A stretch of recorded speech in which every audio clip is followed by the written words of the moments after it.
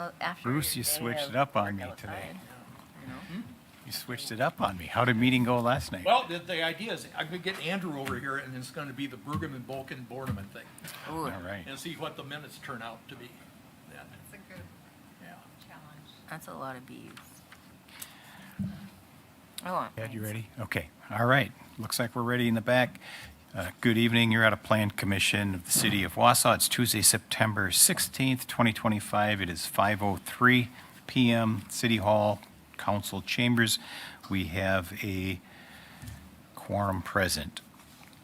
Item 1 up first is approve of the meeting minutes for August 19th. Would entertain a motion. Brueggemann, Bornemann, or other way around. Bolken. Got him off. Motion Bolken and Brueggemann second. Oh. Questions, comments, changes? All those in favor of accepting the minutes from August 19th signify by saying aye. Aye. Any noes? That's approved. Item number 2 is discussion and possible action on landmarking Eastgate Hall at Marathon Park. This came to us from Historic Preservation. I would entertain a motion. Motion from Balkan. Second from Watson. All right, that one we have our Parks Director on the line to make a comment on. Do we want to go to that first? Sure. Okay. Can you hear me, Brad? Yeah. Yep, go ahead. Okay. All right. Thank you, Mr. Mayor, and members of the Plan Commission. This in your packet was a letter that came from the county regarding the designation of Eastgate Hall. Unfortunately, I had a scheduling conflict of the Historic Preservation Committee meeting that I was supposed to attend to discuss this, and I didn't make it. I had my times mixed up. So the Historic Preservation pushed it through, but I had attended their previous meeting and talked about this building and about the stone wing versus the whole building itself. The whole building we had gone through significant changes of the main white part of the building. I know in your packet is pictures of the facility itself. So there's really two parts to this building. It's the main youth building, which is the white building that has gone through renovations 2 times now for sure in the last 25 years. So it does look significantly different than it was originally built. Even the inside is much different without the stage, some different windows and everything. And then there's the stone wing that has not changed. It's pretty significant in the stone structure, built by the National Youth Administration, and the whole building was home to some speeches. Dr. Martin Luther King Jr. spoke there in 1967. We have pictures of him in both areas, but we did take this to our Park Commission as well as our HR Finance and Property Committee at the county. And both of them talked about it significantly and about the changes to the buildings. Both committees are recommending that the Plan Commission change the designation of the building to just designate the stone wing of Eastgate Hall as historically significant, being that it is unchanged, the stone significance and how it was built, and not the entire building. And I know the Historic Preservation Commission has done this before at the same meeting I was at previously where they discussed this. They were talking about a church and only did a portion of the church and not the full building. So the county is respectfully asking the Plan Commission, if you are going to designate a portion of this building or all of this building, that you only designate the stone wing of Eastgate Hall and not the entire facility. Okay, thank you. Anyone have questions of Ms. Polly? So it seems that if we wanted to consider that request, we would have an option to amend this as stated or return it to historic preservation, right? Yeah, I think there's a few different options. I mean, the way the ordinance is set up, the historic preservation has their criteria. The Plan Commission has slightly different criteria. So they each give their separate recommendations to city council, so, it could go on a split vote. So, if one option could be to recommend as the Historic Preservation Commission did for the whole building, another option could be to just recommend the stone wing as the Parks Department, has said that they would support. And then, even if it were a negative vote from this commission, if you didn't want to landmark any of it, then that still, in my understanding, would go to council for them to have the final say on whether it is ultimately landmarked or not. So there are some different options for this commission. I guess, just as some background, and Jamie kind of hit on this, but the Historic Preservation Commission did find there's historic significance in the building. At the time, they were considering the whole building. So that's kind of their charge, is to hold a public hearing and determine whether it is significant or not. Our criteria is a little bit different here. It has more to do with the development of the property itself, and if it's in line with our plans, and if it's going to affect the public health, safety, and welfare. Slightly different criteria, but ultimately we're, weighing in on whether this should be landmarked or not. So I guess, again, it is possible to have different recommendations from different committees that the council will then take up and make the ultimate decision. I have a question. Jamie, are you still on? I am, yes. Okay, so if we were to make a distinction between the stone part and the other part, isn't the building really one integrated event building? How would you manage one piece that's connected to the other? These aren't separated by some structure, is there? No, they are connected, but when we've done renovations to the main part of the building, we don't do anything to Eastgate Hall. So they are essentially two buildings connected. They can be even used separately. They have separate entrances, which we can designate.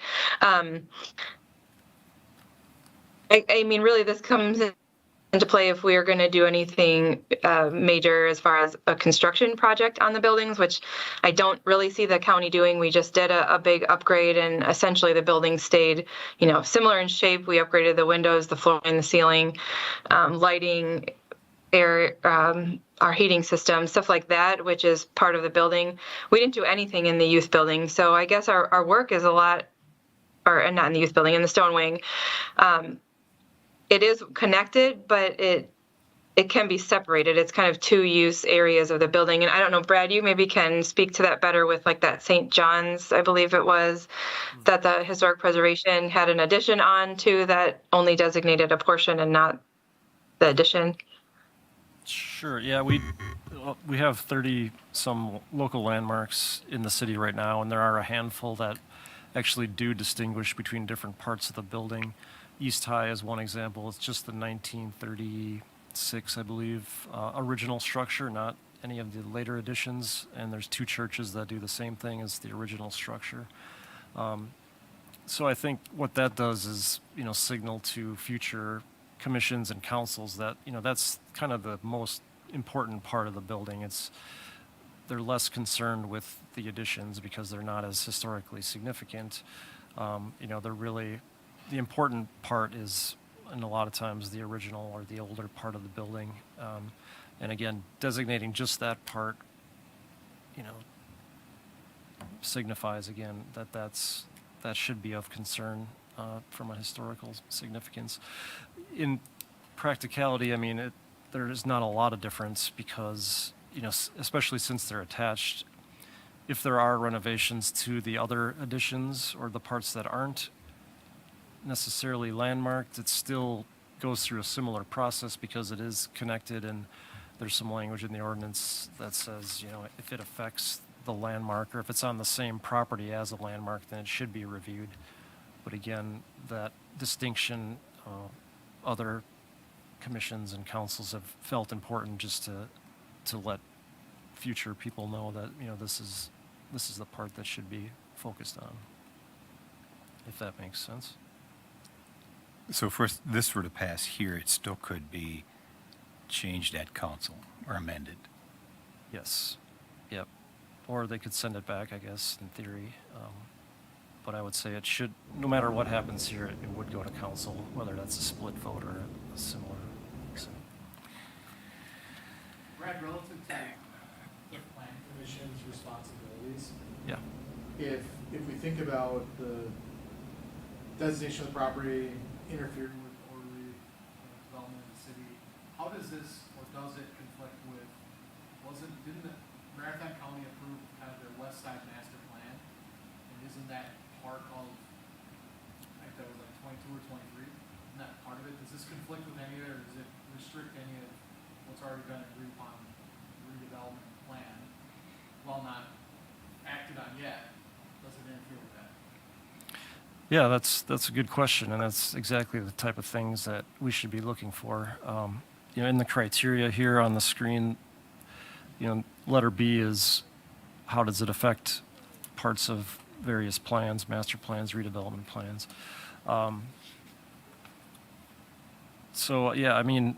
I guess if Jamie's willing to, I don't know if you heard the question, Jamie, but it has to do with how does it tie into the West Side Master Plan or the master plan for the Marathon Park? So I did hear the question. Thank you. So the West Side Master Plan identified the updates that we've already completed on Eastgate Hall. So the West Side Master Plan called for the updating in the facility to enhance rentals of it, changing the front facade on it, adding some pillars, and then doing all of the things that I mentioned previously. So that project was all completed a year ago. So our portion of the West Side Master Plan that deals with this building at this point is complete.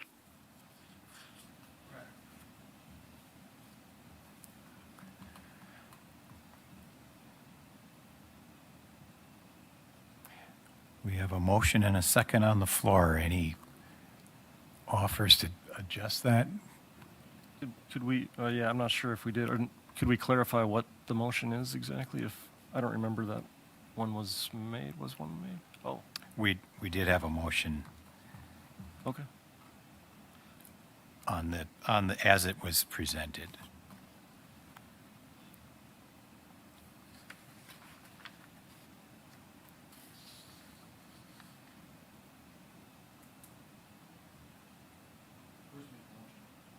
Bruce made the motion. Okay, so we have a motion. To me, it's what Jamie, what Here's- Jamie does. So we'd be looking at, if somebody was interested in offering an amendment, we would take an amendment at this point.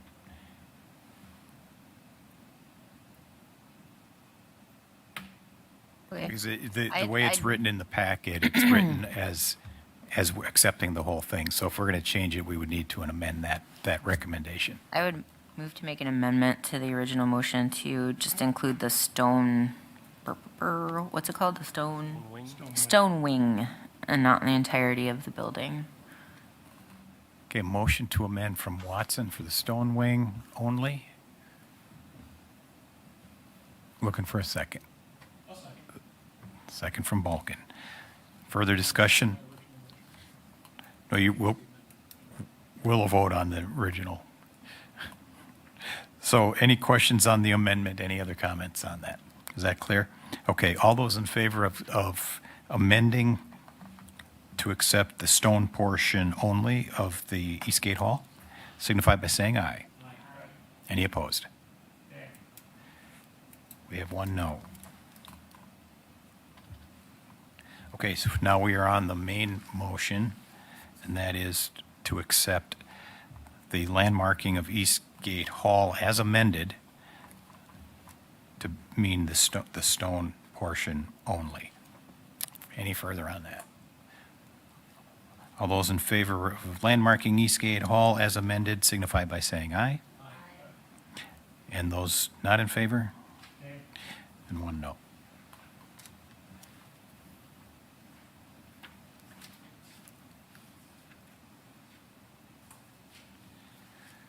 Okay, that passes. That'll go to council. Item 3 is discussion and possible action on landmarking Irving School, 833 South 3rd Avenue, And that, again, coming from historic preservation. Would entertain a motion on that one. I'll make that motion. Motion from Balkin.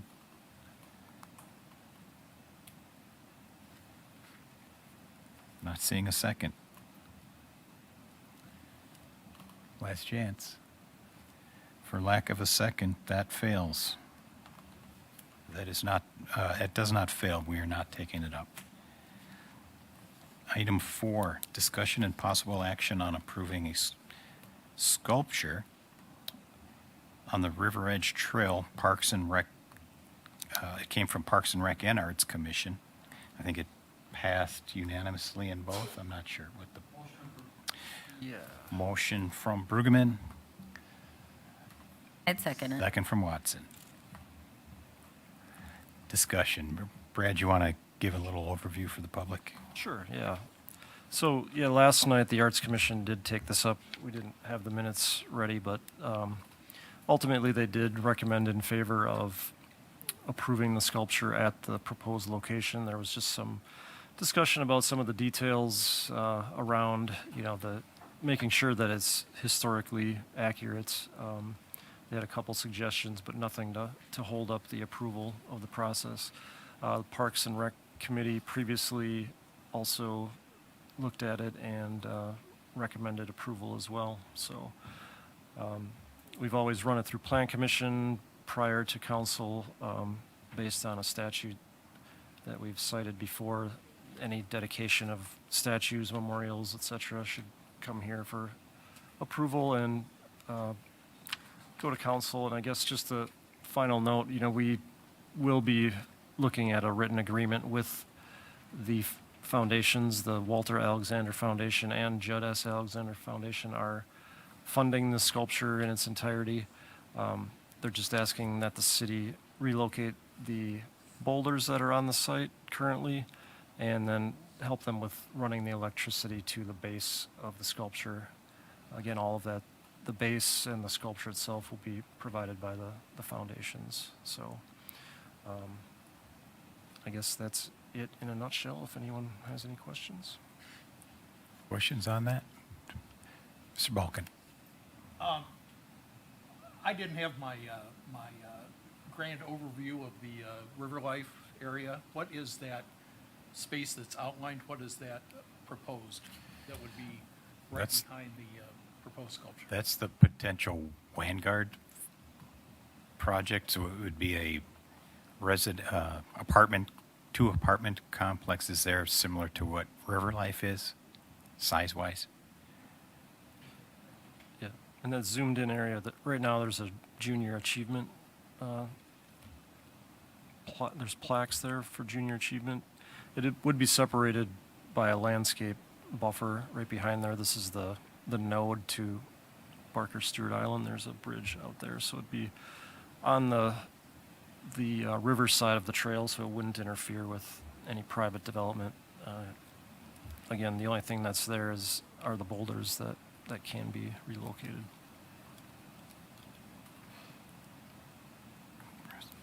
Brad, I do have a question. We talked a little bit about this. Anytime we get something donated to the city, like the splash pads and the fountains, we're going through the budget right now, and it's a great asset to have. But when you look at the maintenance and the water usage, for example, on the fountains, it adds up to big money. Are there maintenance concerns with this moving forward? Is it a set it and forget it, or is there some?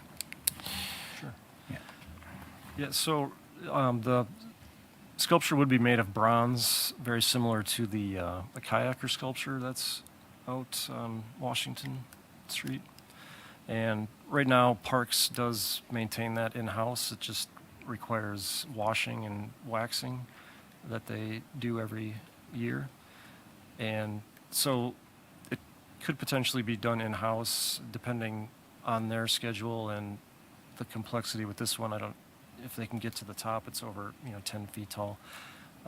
We have discussed that with Parks. They may look to contract that out in the future for this one and the kayaker. I'm working on getting more concrete estimates. There's a a sculpture cleaner that I've talked to that's coming to Wausau to do some other sculptures. I'm going to meet with them and get more concrete, estimates. But from what I've gathered, and we talked with the Leaki Museum as well, they have a bunch of bronze sculptures that they maintain.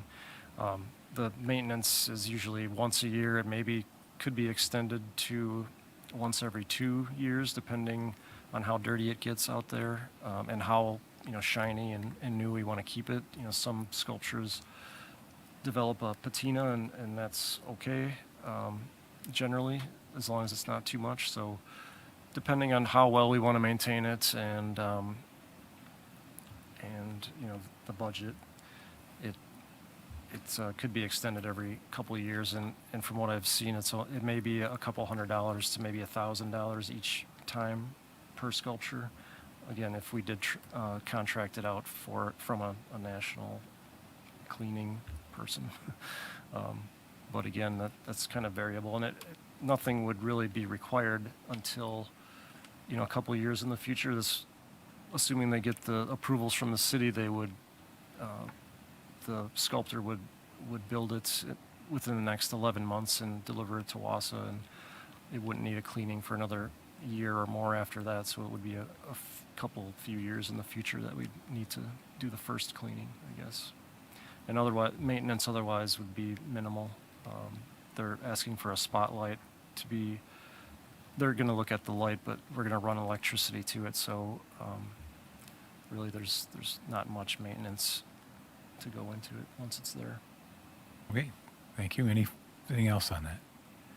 All right, with a motion and a second on accepting this or approving the sculpture on the River Edge Trail, all those in favor signify by saying aye. Aye. Aye. Any opposed? Mr. Chair, I apologize for my lateness. I was out of town and I did not get back in time. All right, well, you're here for the next item. All right, so we didn't log a vote for Mr. Larson on that last one? I think Or I don't know when, I didn't see him come in, I don't know. Lou, you voted on this one, right? But not the previous? Correct. Okay. Okay.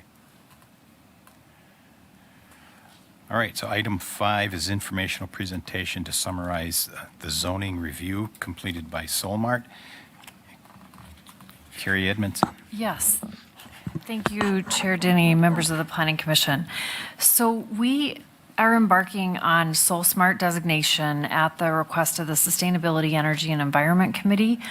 This is a pretty common designation. It's similar to Bicycle Friendly Community, Tree City USA, or Bird City. It provides a benchmark criteria for us to see where we fall in comparison to other municipalities in terms of how solar friendly we are. And we have done a lot of really great work and have a lot of great things in place that will likely work in our favor. I mean, I think with pretty little commitment, we will do pretty well in this category. The areas that they look at are permitting and inspection, planning and zoning, government operations, community engagement, and market development. A lot of the work is around permitting and inspection and planning and zoning. That's a lot of what they look at and provide feedback and help technical assistance on ways we can improve. So one of the first items they've done is a zoning review. So they basically take a look through our zoning code and hold it up against what they feel is the most important and see where we land. And overwhelmingly in all categories, we did well in roof-mounted solar, ground-mounted accessory use solar, ground-mounted primary use solar. The only thing that they felt like we could improve on is our zoning code doesn't contain a purpose statement, which this is a relatively minor thing. I mean, this is kind of an aspirational request, that in our zoning code, we make this statement. We certainly agree that would be helpful. The layout of our zoning code doesn't really lend itself, well, there's not like a great place to put this. We have some overarching goals in the zoning code, but they tie in a variety of things. They aren't really spelling out, line item by line item, things that we're trying to accomplish. So we are thinking it would be a better fit in our comp plan because sustainability is one area that we wanted to build out more in our comp plan. And that is due for an update in 2027, so we're looking at a rewrite of that next year. So we're thinking maybe this language would be better suited there. And they just ask us to review their feedback and sign it and return it to them, but we thought it'd be helpful to provide to the Planning Commission, and also just to share that they did think that pretty overwhelmingly that our zoning code was solar friendly. So we'll continue with next steps and move through the process with them and then see where we fall for the Soul Smart designation. And I'm happy to answer any questions if anyone has any questions. Who approves the comp plan when that comes up and you guys start rewriting it next year? Who's preparing it? No, who approves it or reviews it and approves it in the city? Is that the city council or is it? Council, but it would go through Planning Commission first, I would think. And then DOA is the one at the state that looks at it, Department of Administration. Satisfied? Thanks, Carrie. Next meeting is October 21st, right here, again at 5 o'clock. Would entertain anyone issues with that date, time? All right. Entertain a motion to adjourn. Brueggemann, Watson, all those in favor? See you later. Aye. Thank you.